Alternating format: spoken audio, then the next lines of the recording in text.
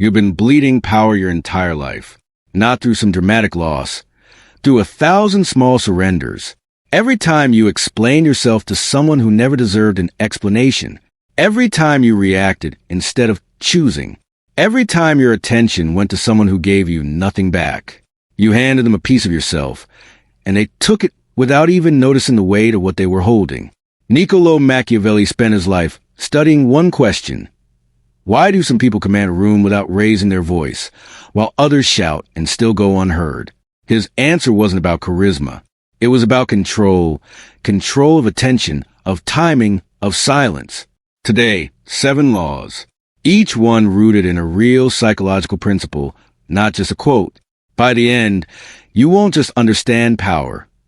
You'll know exactly how to wield it without saying a single unnecessary word. If you're ready to stop leaking power, type, "I reclaim it," in the comments.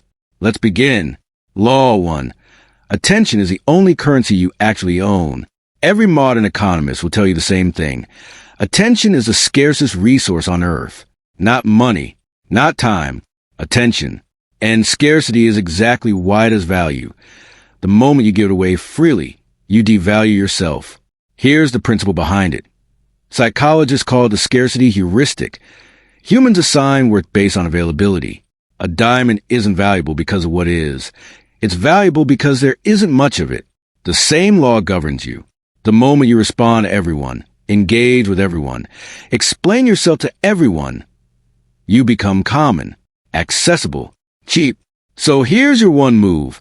Before you respond to anything, a comment, a message, a jab, ask one question. Has this person earned access to my mind? If not, you don't ignore them out of spite. You simply don't open the gate. No drama, no announcement, just absence. That's it. That's the law. Power doesn't explain its silence. Now stay with me, because Law 2 is the one most people get completely backwards. Law 2. Silence is a move, not an absence of one. Most people treat silence as a default state when they have nothing to say. Machiavelli treated it as a weapon you deploy on purpose. Here's why it works.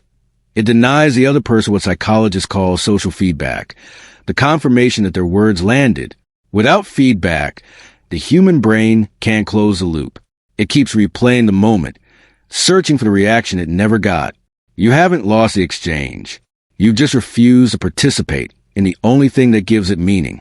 The mistake people make is using silence emotionally as a punishment, a sulk.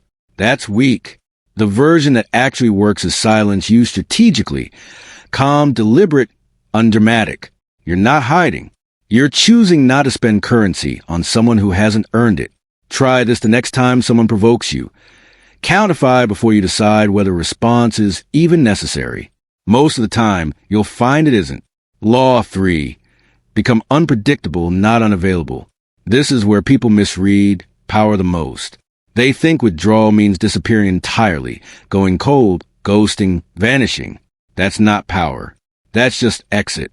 The real mechanism here has a name: intermittent reinforcement. Behavioral psychologists discovered that rewards given on an unpredictable schedule create stronger engagement than rewards given consistently. It's the same mechanism behind slot machines. The uncertainty itself is what hooks the mind. Applied to you, this means don't be everywhere and don't be nowhere. Be present on your terms. Show up when it serves you. Step back when it doesn't. The unpredictability isn't manipulation for its own sake. It's the natural behavior of someone who isn't performing availability for anyone's approval. People don't chase consistency. They chase the thing they can't quite predict. Law 4 is the most psychologically brutal one on this list. Pay attention. Law 4. The open loop nobody can close. There's a well-documented phenomenon in psychology called the Zeigarnik Effect.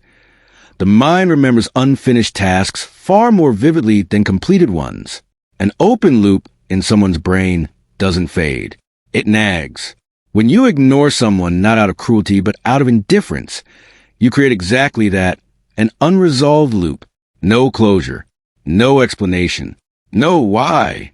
Their mind is forced to sit with a question it can't answer, and the human brain hates unanswered questions more than it hates bad answers. This is why a non-response often unsettles someone more than an argument would. An argument gives them data. Silence gives them nothing to work with, and nothing is far harder to sit within something. You don't need to engineer this cruelly. You simply stop closing loops for people who haven't earned the resolution. Law 5. Starve what you don't feed. Not everyone who drains you is an obvious enemy. Machiavelli identified 3 categories worth removing entirely: open rivals, idle critics, and what we now call energy parasites. People orbit you under the guise of friendship, but only ever take. The psychological principle here is simple. Behavior that gets reinforced repeats. Behavior that gets starved dies out. Every time you respond to a critic, defend yourself to a rival, or rescue an energy parasite from their latest crisis, you're reinforcing the exact behavior that's draining you. The move isn't confrontation. It's withdrawal of reinforcement. Quietly, without a speech. You simply stop feeding the pattern, and patterns that aren't fed don't survive. Pattern interrupt. 90s mark. 2 laws left, and this next one is a foundation everything else stands on. Law 6. Build a locus of control nothing can breach. Psychologists use a term called locus of control. Whether you believe your emotional state is determined by external events or by your own internal compass, people with an external locus are easy to manipulate because anyone can pull their strings simply by saying the right insult or asking the right question. The Stoics called a disciplined version of this apatheia, not the absence of feeling, but freedom from being ruled by feeling. Machiavelli's most enduring leaders weren't emotionless. They were simply undisturbed by things unworthy of disturbance. Here's the practical version. Identify your triggers, the specific words or accusations that make you defend yourself instantly. Then practice responding to them with one internal sentence. Their opinion is data about them, not a verdict on me. Do this enough times, and the trigger stops being a trigger. Law 7. Win the battles you never show up to. The final law is the hardest to practice because it goes against every instinct. Sometimes the most powerful move is no move. This is close to the old principle of Wu Wei. Strategic non-action. Achieving more by forcing less. Rumors that go unaddressed often die faster than rumors that get defense, because a defense gives them oxygen. A rival who's ignored has no opponent to perform against. A competitor obsessing over your next move can't compete with a person who is never racing them. Calculated inaction isn't passivity.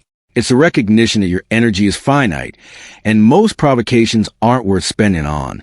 You let situations resolve themselves while you keep building, and your continued success becomes the only argument you ever needed to make. 7 laws. Attention as currency. Silence as a weapon. Withdrawal that creates unpredictability instead of absence. Open loops the mind can't close. Starving what drains you. An internal locus nothing external can shake. And the discipline to win by refusing to engage at all. None of these require you to be cold or cruel or distant from people who actually deserve your presence. They require you to stop handing your power to people who don't. If even one of these laws hits something true, type law accepted below, and tell me which one you're starting with today. Subscribe if you want the rest of this framework, because this is only the foundation.